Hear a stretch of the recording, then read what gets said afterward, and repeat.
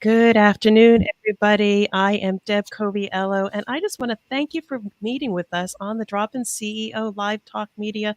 I get to speak to amazing people, and I am joined today by Kim Vollbrecht. Hey, welcome to the show. How are you doing today?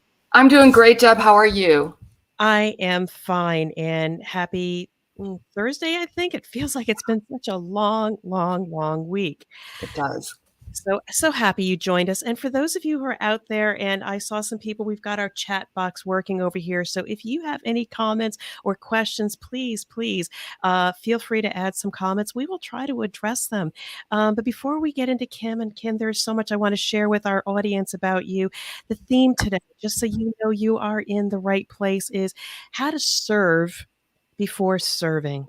And I talk about the individuals that may be within an organization or people like myself or Kim who are advisors to businesses, how we can serve before serving. And what I'm saying by this is that so often customers or people hire advisors, consultants to fix problems because they just want to do, they have an affinity for action. But a true advisor is somebody that asks why in service to them first, because it's the best way that we can serve versus just doing and executing. It's those clients that are in a place that are patient and can wait for us to ask why, because ultimately we are going to do the work with them to achieve a better result. So, Kim is the president of V2 Strategies, also I can say a friend and colleague who has built a name as, get this, the Pipeline Plumber. Just like plumbing in the house, sure, your sales pipeline needs periodic maintenance and the occasional upgrade. So to keep things running smoothly, this is the work she has done. Her philosophy is simple. If it doesn't work for you, it doesn't work. And her pipeline solutions are based on each company's unique customer insights, fitting their sales and marketing process, and ultimately supporting their long-term goals. So I'm grateful you've joined us today. Thank you. I'm happy and honored to be here because I've listened to your podcast and read your newsletters and other things, and you have an amazing group of people that you engage with.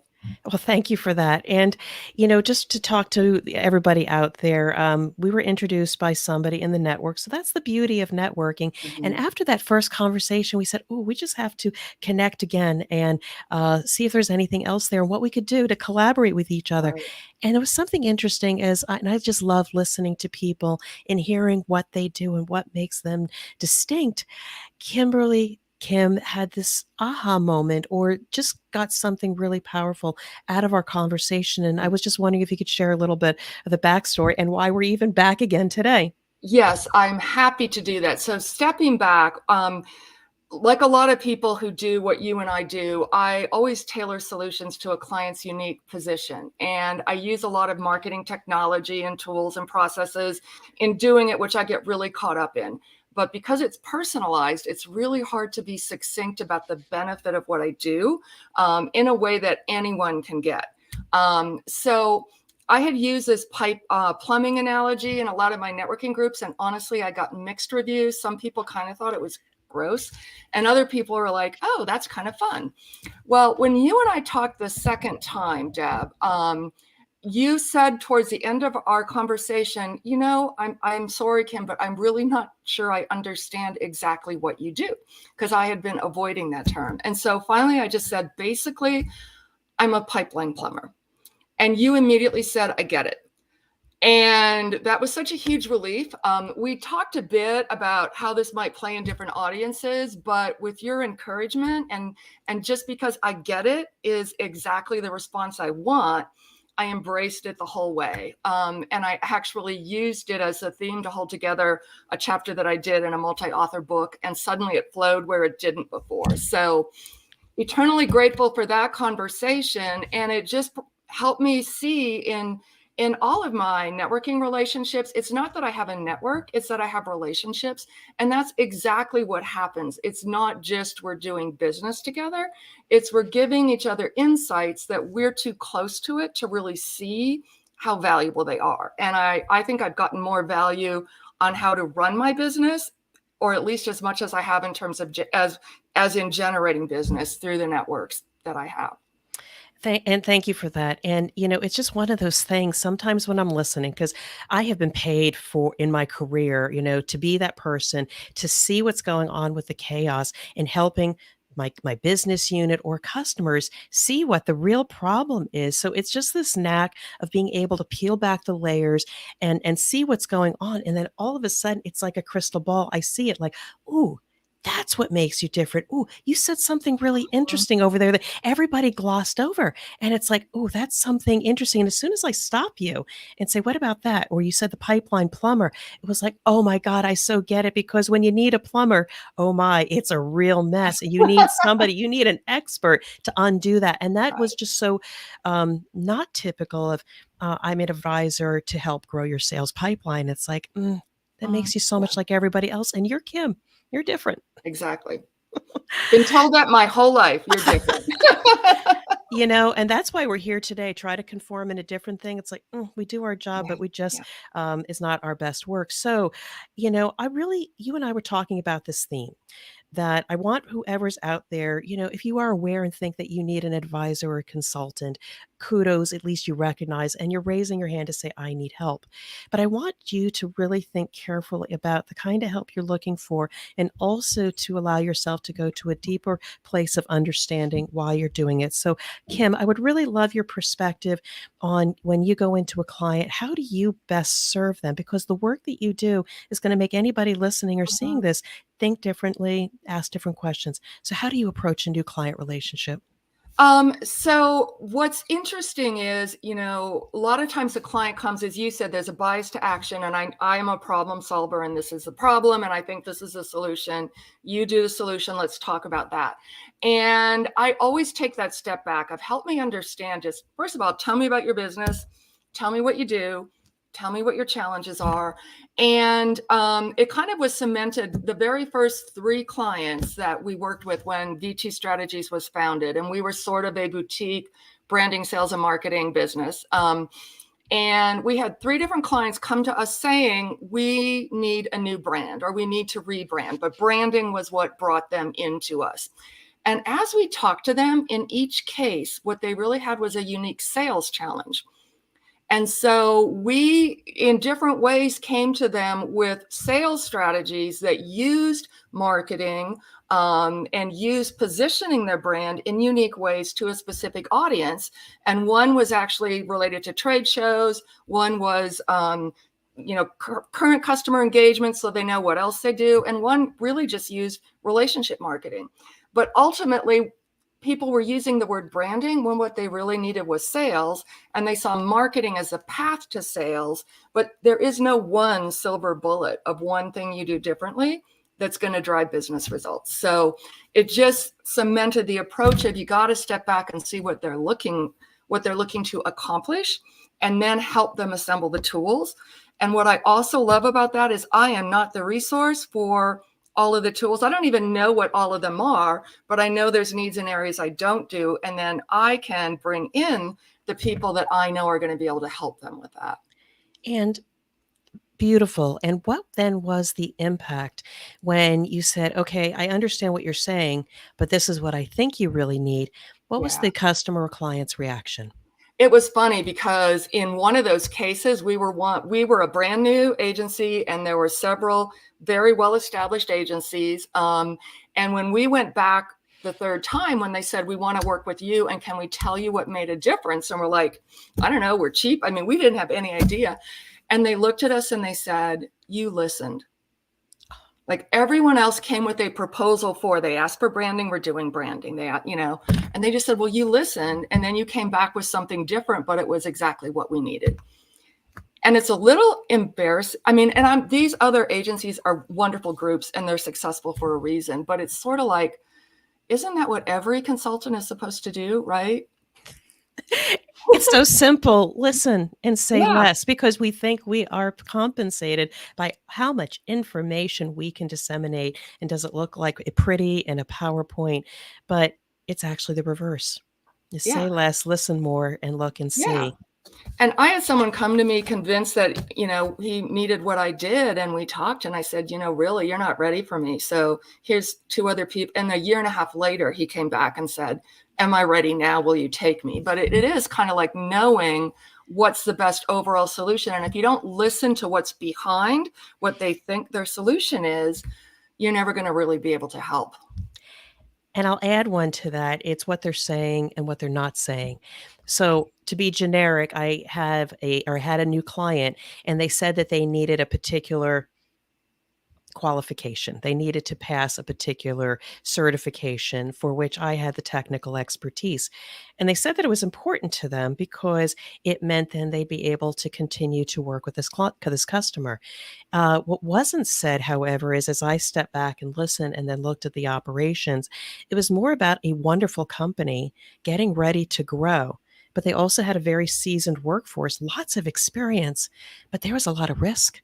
What if one person left that business or they didn't share the knowledge amongst other people? Yes, you can check the box and get that certification, but they didn't have the means or systems to sustain it. So, Wow. yeah, That's so that was huge. yeah, and you have to step back a little bit versus going quickly for the proposal and all of that because you may have missed all that data. You could have given them what they wanted for, but then they would have maybe faltered because we didn't Mhm. reveal to them or share with them, do you realize this is where you're trying to get to? It's funny because we worked with one client who wanted to do some email marketing campaigns and some marketing to go with it. And we set a process up and then they backed out because they didn't think they had the capacity to manage the leads that they were going to get. Mhm. And it's sort of that same thing of we can, do this for you, but is it going, how is it going to affect your business and can you do the follow through? So beautiful comments, and I love where this conversation is going, but I'm going to twist it up a little bit because Sure. there is the actual advisory work that we can do with them once we listen to them and Mhm. help them with the solution they need. But I am wondering how often do you actually have to even go a step back Mhm. and work with the leaders? Where are their mindsets or what kind of development might they need? Because again, you can help them with the best solution. But if they don't have the right leadership qualities in place, again, they may not be able to sustain it. Another thing we need to worry about. So, have you ever had to work with a client in that perspective? Um, so I don't know if it's directly leadership the way you might be thinking and Mhm. looking at it, but what I learned is that I have to be talking to someone who is an owner or in charge of a specific department. And who has decision making and budget authority, because otherwise it doesn't matter what we discuss. So I've been in circumstances where there is someone who does the work and isn't necessarily really really junior, but they know what they need and their Mhm. leadership does not. And often what I do in that case, Deb, is it is much more than just a investing in a solution problem. It truly is a visibility, like their vision of how things really work. And those are the cases where I will either directly recommend or provide names to the person who is an employee and say, you really need to find a way to get this person and this other person, and it could be you, Deb, or someone else together because they need something bigger. I actually once invited a business coach to a networking meeting that I knew one of my clients who really needed like sales strategy help that I Mhm. couldn't do, to that meeting and just said, I want you to build a connection with my client because he needs you and he doesn't know he needs you. And they ended up working together. But you can't just go to someone and say, you need to be coached. You need to have your leadership skills developed. You have to figure out a way to make that happen. And how have you found that to work? So this is beautiful here because this is why I think you and I are connected. Again, I have my technical skills, and if I need somebody to help with sales systems, I know who to call. But here's the other thing that I love to do. This is the passion work is that, for instance, maybe I have a leader that says, oh, I need that, but maybe they don't know how to develop a roadmap to show the rest of the leadership team what is it going to look like. Yes, we may achieve this in the next quarter, but what are those follow on activities And then the other thing is they may be an amazing technical leader, but they sometimes find that they can't get buy-in or consensus from the other Mm, members of the team. So I might help them. Okay, here's what you're trying to propose, but here's what you might add on in terms of the pain point and the risk of doing nothing or needing to do something and the magnitude of the impact. So like in process while we're doing that mhm. technical thing, I will weave in those aspiring C-suite leadership essential skills that they may not have even if they're already in those positions, especially for those small and medium sized companies. They've been there forever, they are rock stars, but they may not have developed those skills as they get bigger and they have larger and a larger initiative. So I Mhm. weave it in and they don't even Yeah. know it and they come out of it with new skills. Yeah, and I think it comes down to the fact that we need to understand what they need, but we also need to, as people with our own expertise, understand that we don't know all of the answers, and we need to turn to our network or other people they trust to get it to make it work. So we have some amazing engagement right now. I'll share with you Okay. that they were acknowledging their point. Thank you, Erin, for your note. Marketing is like home building. It represents 20 specialties, but the client doesn't know it or which specialist to tap on. So Yep. thank you. I really appreciate the feedback here. I'm going to make this short and sweet. I just simply love collaborating with you and sharing the ideas, and our audience gets to listen to this and maybe glean some insights. It is about listening, be in service to our clients before serving them. It may Mhm. actually make the difference and you may get a better result. So, any last thoughts that you want to share with our listeners? Or if people want to get a hold of you, how best can they connect with you and the work you do, the Pipeline Plumber? Yeah, well, I mean, these are people on LinkedIn, so the best way is just to connect on LinkedIn, and it is Kimberly Vollbrecht. You see the Kim there. Kimberly is spelled with two E's at the end, but yeah, or shoot me an email at kim@v2strategies, letter V, number two, strategies.com. And I will say that I don't know everything about sales funnels either, so I truly love to connect with people who are in similar related fields as well, because we're all here to help each other grow. And I sincerely appreciate all that you've shared with us now. And for those of you that like the Drop In CEO brand, we bring insights and inspiration to you if you are a C suite leader or my heart is with the aspiring C suite leader. You can contact me via my website, dropinceo.com, or I am very active on LinkedIn, as you can say. Would love to start a conversation with you. So it has been my pleasure having the conversation with you, Kimberly, and I know we're going to continue. Wish you continued success. Thank you so much. I appreciate it. Thank you.